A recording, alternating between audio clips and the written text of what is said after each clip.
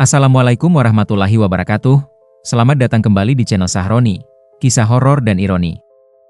Terima kasih sudah meluangkan waktu untuk menonton konten kami hari ini. Sebelum kita masuk ke cerita yang mendebarkan ini, kami ingin menyampaikan bahwa semua kisah yang kami bagikan adalah karya fiksi belaka.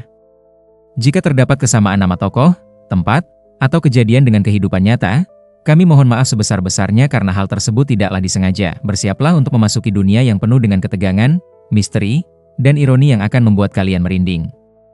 Pastikan kalian sudah menyiapkan mental dan jangan lupa untuk like, subscribe, dan nyalakan notifikasi agar tidak ketinggalan cerita-cerita seru lainnya dari Sahroni. Namaku Andi, 28 tahun. Aku bekerja sebagai chef di sebuah restoran Padang bernama Rumah Makan Berkah Jaya di kawasan Tangerang. Ini kisah nyata yang mengubah hidupku selamanya. Dan sampai sekarang aku masih merasa bersalah karena tidak mendengarkan naluriku sejak awal. Semuanya dimulai ketika aku butuh pekerjaan dengan gaji tinggi. Aku baru saja menikah dengan Sari, istriku yang sedang hamil 3 bulan. Gajinya di Rumah Makan Berkah Jaya luar biasa, hampir 2 kali lipat dari tempat kerjaku sebelumnya. Yang membuatku heran, restoran ini selalu ramai membludak, bahkan harus antre hingga 1 jam untuk dapat tempat duduk. Padahal, di sebelahnya ada 2 rumah makan Padang lain yang hampir kosong melompong. Pak Harto, si pemilik, pasti punya resep rahasia yang luar biasa. Pikirku naif saat itu. Hari pertamaku bekerja, aku disambut oleh Mas Joko, chef senior yang sudah bekerja di sana 5 tahun. Andi, selamat datang. Ada beberapa aturan yang harus kamu patuhi kalau mau kerja di sini dengan tenang, kata Mas Joko sambil membawaku keliling dapur. Aturan apa, Mas? Tanyaku penasaran. Mas Joko menunjuk pintu kayu tua berwarna coklat gelap di ujung dapur, tepat di sudut yang remang-remang. Pintu itu terkunci dengan gembok besar dan ada tirai merah lusuh yang menutupinya. Kamu lihat pintu itu? Jangan pernah, dalam kondisi apapun, mencoba membukanya. Itu kamar khusus Pak Harto. Tidak ada yang boleh masuk kecuali beliau. Bahkan untuk membersihkannya pun tidak boleh. Memangnya kenapa, Mas? Ada apa di dalamnya? Wajah Mas Joko berubah serius. Jangan tanya-tanya. Yang penting kamu patuhi aturan ini. Kalau kamu masih sayang nyawa, jangan coba-coba. Aku tertegun. Cara bicara Mas Joko membuatku merinding, tapi aku mencoba mengabaikannya. Mungkin dia hanya bercanda untuk menakut-nakuti karyawan baru. Pikirku, minggu pertama berjalan normal. Aku fokus memasak dan melayani pesanan yang memang tidak ada habisnya. Tapi ada beberapa hal aneh yang mulai kurasakan. Pertama, setiap kali aku melewati pintu kamar rahasia itu, aku merasa seperti ada yang memperhatikanku. Bulu kuduku sering merinding tanpa sebab. Kedua, Pak Harto, pemilik restoran, selalu datang setiap Jumat malam membawa tas hitam besar. Dia akan masuk ke kamar itu sendirian dan mengunci diri dari dalam selama kurang lebih 2 jam. Tidak ada yang tahu apa yang dia lakukan di sana. Mas, kenapa Pak Harto selalu masuk ke kamar itu setiap Jumat malam? Tanyaku pada Mas Joko suatu hari. Sudah kubilang, jangan tanya-tanya hal yang tidak perlu kamu tahu. Kamu mau gajimu tetap besar atau tidak? Jawab Mas Joko ketus. Suatu malam, sekitar pukul 10, setelah restoran tutup, aku dan Mbak Rina, salah satu pelayan, sedang membersihkan dapur. Tiba-tiba kami mendengar suara aneh dari arah kamar rahasia. Krek-krek-krek, seperti suara pintu berderit pelan. Mbak, kamu dengar itu? Bisikku pada Mbak Rina. Wajah Mbak Rina pucat. Dengar.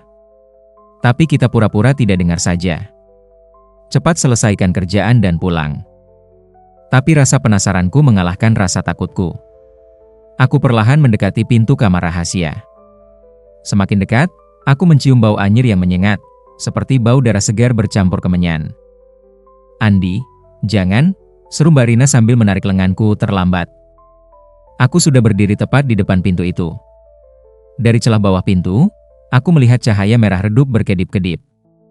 Dan yang membuatku tercengang, aku mendengar suara orang berbisik-bisik. Padahal harusnya tidak ada siapapun di dalam karena Pak Harto sudah pulang sejak tadi sore. Jantungku berdebar kencang. Perlahan, aku mencoba mengintip dari lubang kunci pintu. Tapi yang kulihat hanya kegelapan pekat dan sekelebat bayangan merah yang bergerak cepat. Andi, ayo pulang sekarang. Mbak Rina menarikku paksa. Kami berlari keluar dari dapur dan langsung pulang. Sepanjang jalan, Mbak Rina terlihat ketakutan. Mbak tahu sesuatu tentang kamar itu, kan? Tanyaku di dalam angkot. Mbak Rina menatapku dengan mata berkaca-kaca. Andi, dengar ya. Aku cuma mau kamu selamat. Kamar itu bukan kamar biasa. Aku sudah kerja di sini 3 tahun. Aku sudah lihat 3 orang karyawan yang coba membuka pintu itu atau terlalu penasaran, mereka semua meninggal dalam kondisi mengenaskan. Tubuhku terasa dingin. Apa maksud Mbak? Yang pertama, Mas Randy, dia chef sebelummu. Suatu malam dia nekat membuka gembok kamar itu. Seminggu kemudian dia kecelakaan motor, kepalanya terpenggal. Yang kedua, Desi, pelayan. Dia sering mendengar tangisan bayi dari dalam kamar itu. Dia cerita ke Pak Harto dan meminta izin membuka kamar itu untuk memeriksa. Pak Harto marah besar dan memecat Desi.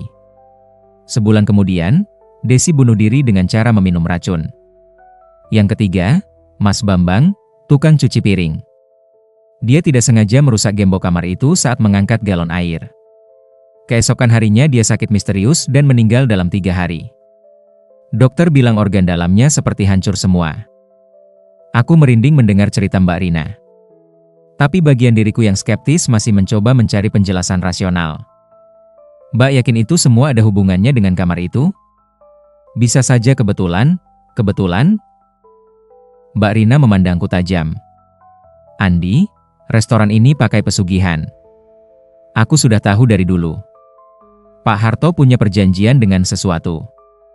Dan kamar itu adalah tempat dia melakukan ritual. Setiap Jumat malam, dia harus memberi sesajen. Kalau tidak, dia atau keluarganya yang jadi tumbal. Aku terdiam.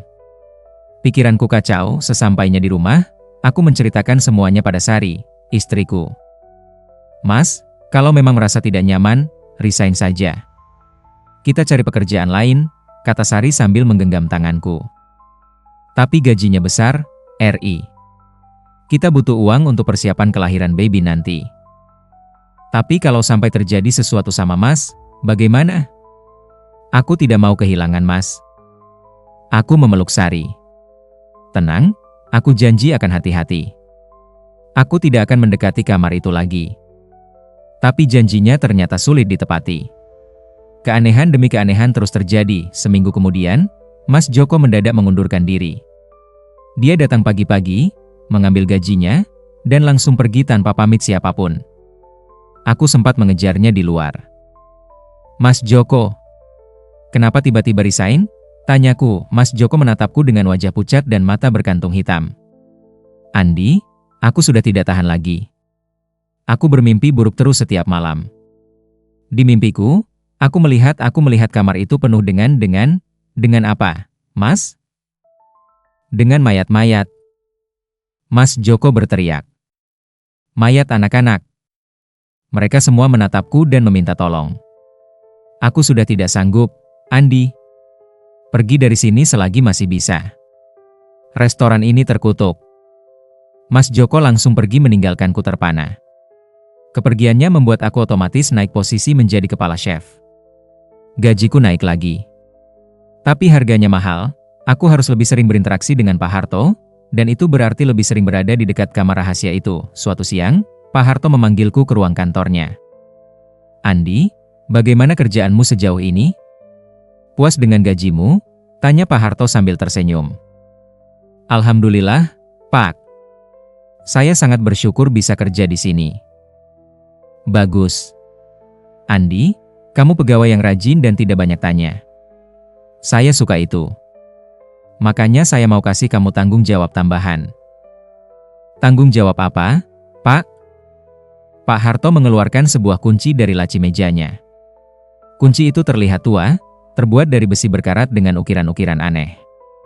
Setiap Jumat malam, saya biasanya sendirian melakukan urusan pribadi di kamar belakang dapur. Tapi akhir-akhir ini kesehatan saya sedang tidak baik. Jadi, saya butuh kamu untuk membantu saya. Jantungku langsung berdebar.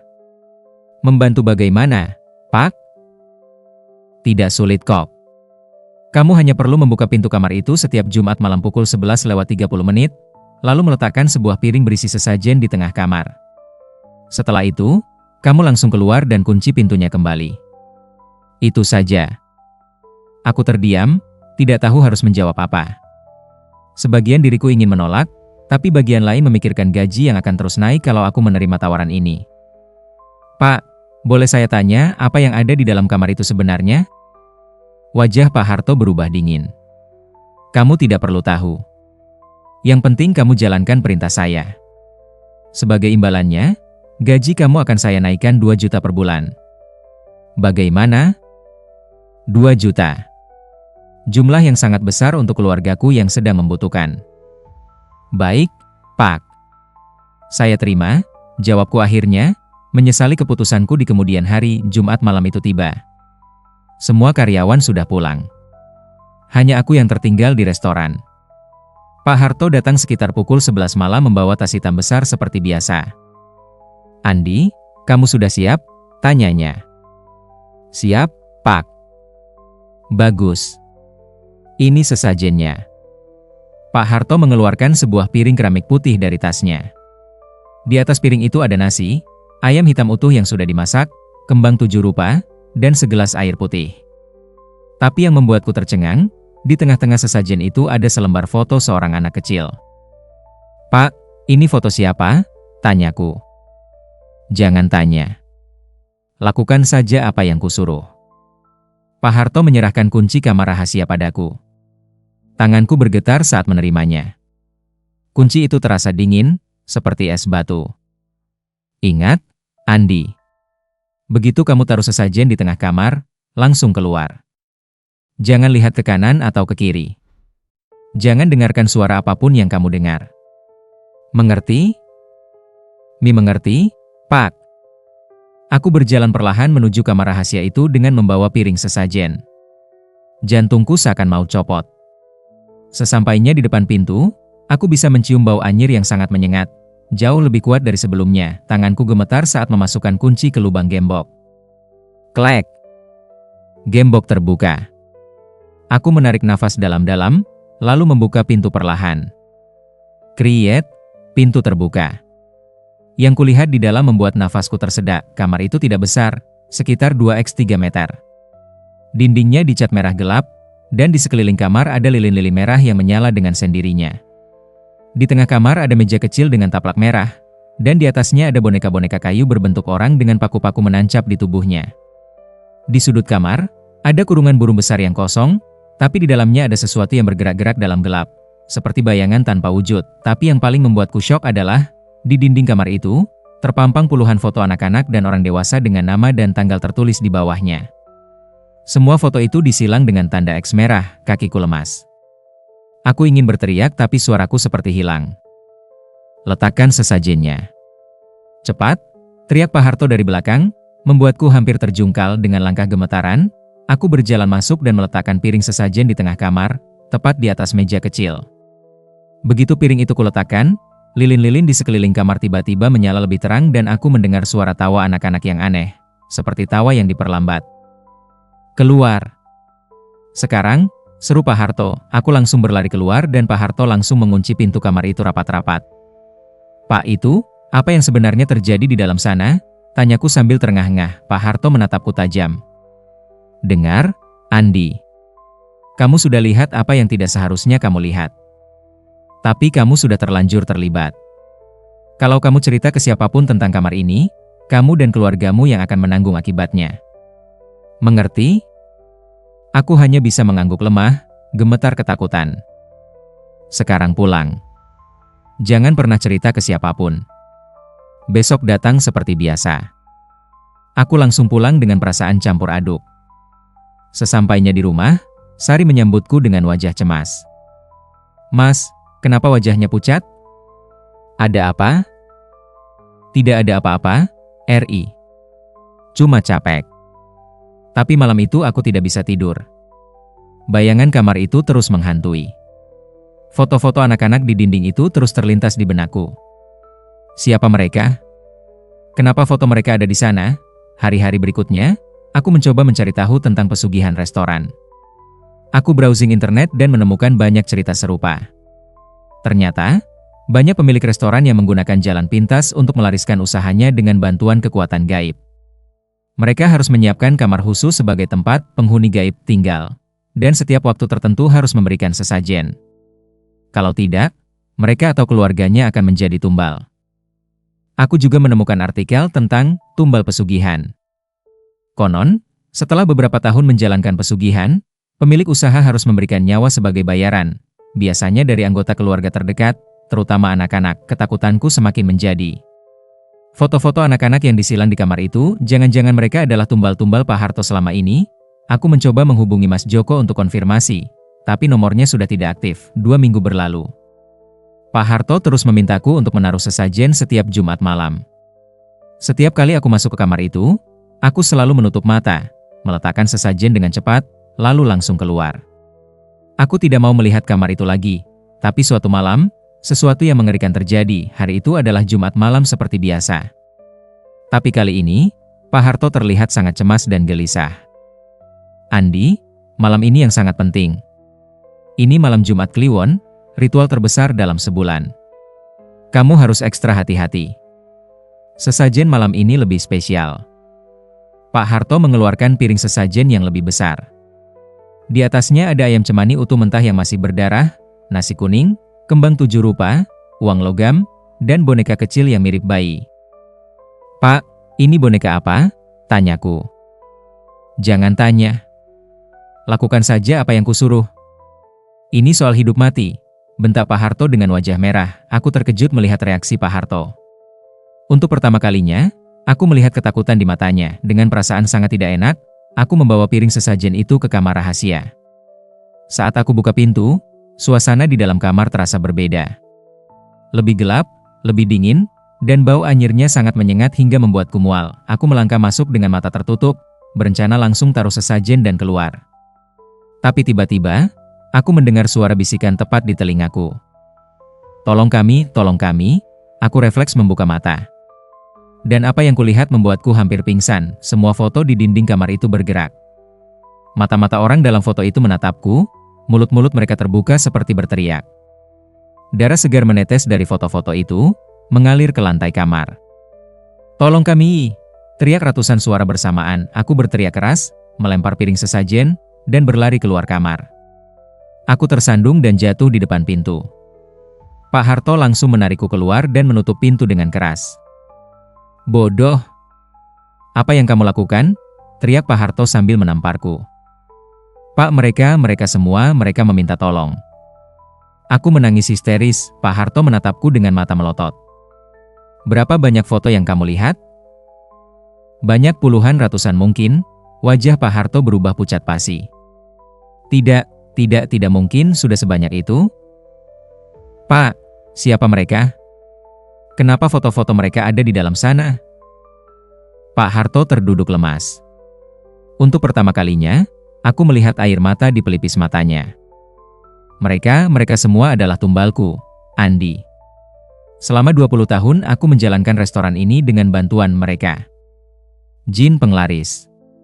Aku bersekutu dengan mereka untuk melariskan usahaku. Tapi harganya sangat mahal. "Tumbal siapa saja, Pak?" Pak Harto tertawa pahit. "Awalnya, hanya hewan. Ayam cemani setiap Jumat malam. Tapi seiring waktu, mereka minta lebih.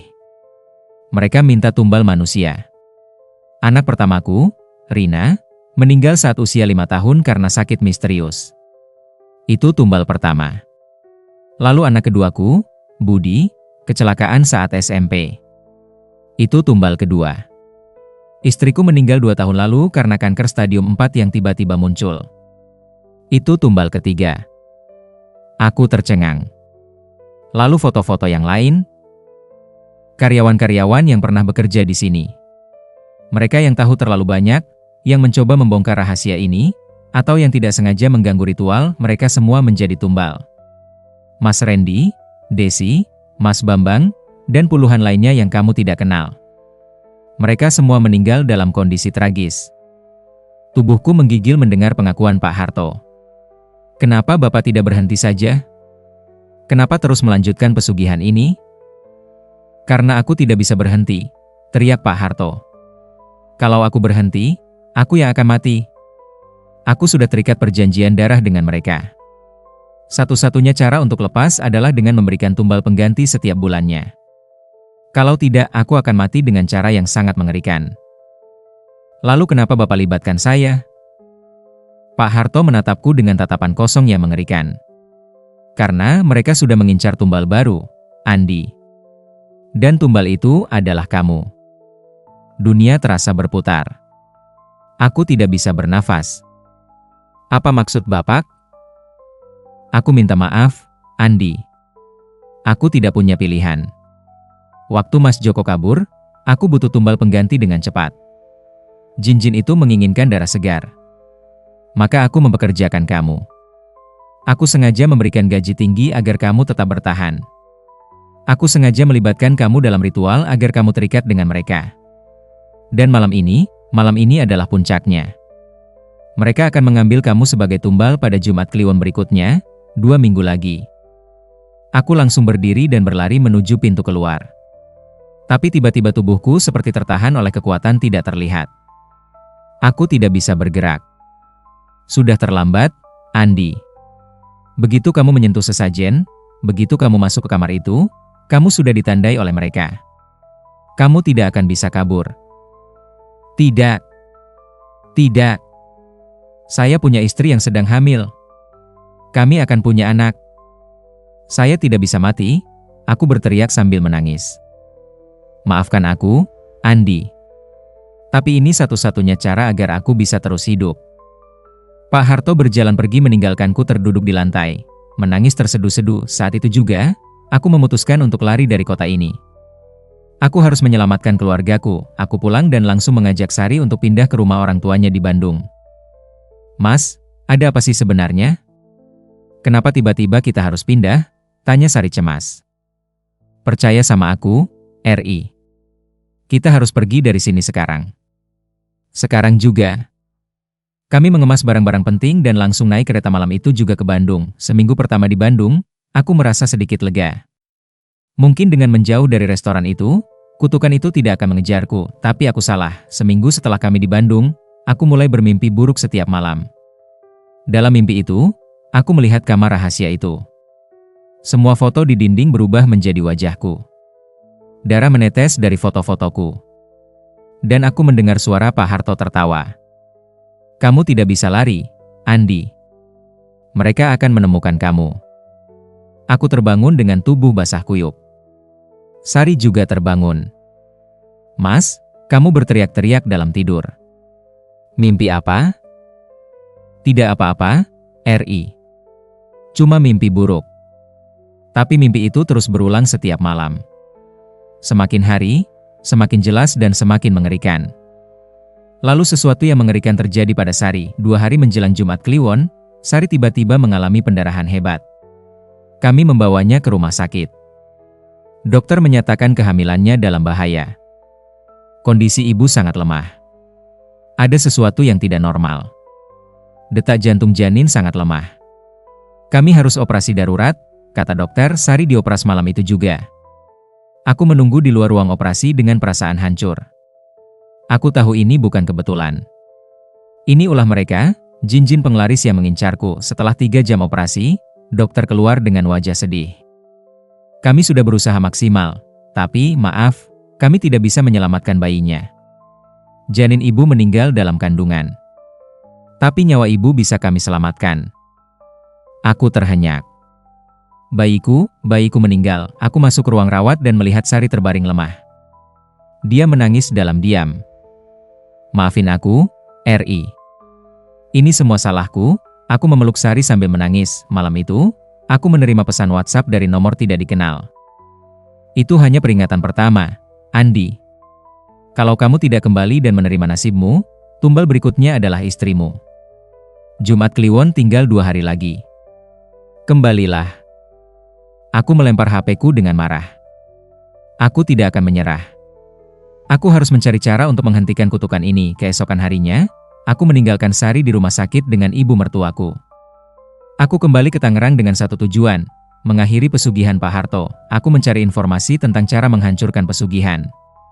Dari berbagai sumber, aku dapat tahu bahwa cara menghancurkan pesugihan adalah dengan menghancurkan jimat atau benda yang dijadikan media pesugihan. dan membakar kamar tempat ritual Jumat Kliwon malam itu, aku kembali ke rumah makan Berkah Jaya dengan membawa jerigen bensin dan korek api. Aku datang saat restoran sudah tutup, sekitar pukul 11 malam. Seperti yang kuduga, Pak Harto ada di sana, sedang menyiapkan sesajen besar untuk ritual malam ini. Andi, kamu kembali? Bagus. Aku tahu kamu pasti akan kembali, kata Pak Harto sambil tersenyum sinis. Saya tidak akan jadi tumbal Bapak, Pak Harto. Malam ini, saya akan mengakhiri semua ini. Aku berlari ke arah kamar rahasia, membuka gembok dengan paksa menggunakan linggis yang kubawa. Jangan, teriak Pak Harto sambil mengejarku. Aku berhasil membuka pintu kamar itu dan langsung menyiramkan bensin ke seluruh ruangan. Lilin-lilin di dalam kamar langsung menyala dengan api yang sangat besar, membakar foto-foto di dinding. Ark! Teriak Pak Harto sambil mencoba masuk untuk menyelamatkan jimat-jimatnya, tapi aku menahannya. Jangan, Pak! Biarkan semuanya musnah. Api semakin besar dan mulai merambat ke seluruh restoran. Asap hitam pekat memenuhi ruangan. Aku dan Pak Harto terpental keluar karena ledakan dari tabung gas dapur. Kami tergeletak di luar restoran, memandangi bangunan itu terbakar habis. Suara sirene mobil pemadam kebakaran terdengar mendekat. Pak Harto menatapku dengan mata penuh kebencian. Kamu menghancurkan segalanya. Saya menyelamatkan nyawa orang-orang yang akan menjadi tumbal berikutnya, termasuk saya. Pak Harto tertawa pahit. Kamu pikir dengan membakar kamar itu, semuanya selesai? Kamu salah, Andi. Kamu sangat salah. Jin-jin itu tidak akan membiarkan kamu lolos begitu saja. Mereka akan tetap menagih tumbal. Dan sekarang, karena kamu menghancurkan tempat ritual, mereka akan mengambil semua orang yang pernah terlibat, termasuk kamu, termasuk aku, termasuk keluargamu. Tubuhku menegang. Apa maksud Bapak? Kamu sudah membuat mereka marah, Andi. Sekarang bukan hanya kamu yang akan menjadi tumbal, tapi semua orang yang kamu cintai. Saat itu juga, HP-ku berdering. Ibu mertuaku. Andi. Sari kejang-kejang. Dia mengeluarkan darah dari mulut dan matanya. Dokter bilang ini tidak normal. Dia, panggilan terputus. Tidak. Sari, aku berteriak dan langsung berlari mencari taksi untuk kembali ke Bandung, tapi takdir berkata lain. Di tengah perjalanan, aku mengalami kecelakaan. Truk kontainer dari arah berlawanan tiba-tiba kehilangan kendali dan menabrak mobil yang kutumpangi. Benturan sangat keras. Kaca pecah. Besi beradu. Rasa sakit luar biasa, aku terlempar keluar dari mobil. Tubuhku tergeletak di aspal dengan tulang-tulang patah. Darah mengalir deras dari kepala dan dadaku. Dalam keadaan sekarat, aku melihat sosok-sosok hitam mendekatiku. Mereka berbisik-bisik dengan suara yang mengerikan. Kamu tidak bisa lari dari perjanjian, kamu sudah menjadi bagian dari kami, selamanya. Mataku perlahan mengabur. Suara-suara di sekitarku menjauh. Hal terakhir yang kuingat adalah wajah Sari yang tersenyum sambil mengelus perutnya yang hamil. Aku ingin memeluknya, ingin meminta maaf, ingin mengatakan betapa aku mencintainya. Tapi semuanya sudah terlambat. 3 hari kemudian, berita kematianku sampai ke Sari. Kondisinya yang masih lemah pasca operasi semakin memburuk mendengar berita itu. Dia tidak mau makan, tidak mau bicara, hanya menangis terus-menerus. Seminggu setelah kematianku, Sari bunuh diri dengan melompat dari lantai 5 rumah sakit. Pak Harto, pemilik restoran, ditemukan meninggal di dalam sel tahanan. Dia ditangkap polisi karena dicurigai sengaja membakar restorannya untuk klaim asuransi. Tapi dia meninggal dalam kondisi mengerikan. Tubuhnya penuh luka sayatan, seperti disiksa oleh sesuatu yang tidak terlihat. Polisi tidak bisa menjelaskan apa yang terjadi. Mbak Rina, pelayan yang pernah memperingatkanku, ditemukan meninggal di apartemennya. Penyebab kematian tidak diketahui. Tubuhnya ditemukan dalam kondisi mengeras seperti mumi. Satu persatu, semua orang yang pernah bekerja atau berhubungan dengan rumah makan Berkah Jaya meninggal dalam kondisi misterius dan tragis dalam waktu 1 bulan. Lokasi bekas restoran itu sampai sekarang tidak ada yang berani membangun ulang. Konon, setiap malam Jumat Kliwon, orang-orang yang lewat di daerah itu sering mendengar suara tangisan, teriakan, dan tawa aneh dari dalam reruntuhan, dan mereka yang PK, bisa melihat sosok-sosok hitam menari-nari di atas puing-puing restoran yang terbakar itu, menunggu tumbal-tumbal baru. Cerita ini adalah peringatan. Jangan pernah tergiur dengan kekayaan instan. Jangan pernah bersekutu dengan kekuatan gelap untuk meraih kesuksesan. Karena harganya adalah nyawa orang-orang yang kamu cintai, pesugihan bukan jalan pintas menuju kesuksesan. Pesugihan adalah jalan pintas menuju kehancuran, dan kutukan pesugihan tidak pernah benar-benar berakhir. Terima kasih yang sebesar-besarnya sudah setia mendengarkan kisah sampai selesai. Kehadiran kalian adalah motivasi terbesar bagi kami untuk terus menghadirkan cerita-cerita horor yang tidak hanya menegangkan, tapi juga penuh dengan ironi kehidupan yang menggugah pikiran. Jangan lupa untuk subscribe dan aktifkan notifikasi agar kalian tidak melewatkan kisah-kisah berikutnya yang pastinya akan membawa kalian masuk lebih dalam ke dunia misteri dan keanehan yang menggelitik rasa penasaran. Sampai jumpa kembali di cerita selanjutnya. Semoga malam kalian penuh kedamaian, dan keberanian kalian tak pernah surut menghadapi kegelapan. Wassalamualaikum warahmatullahi wabarakatuh.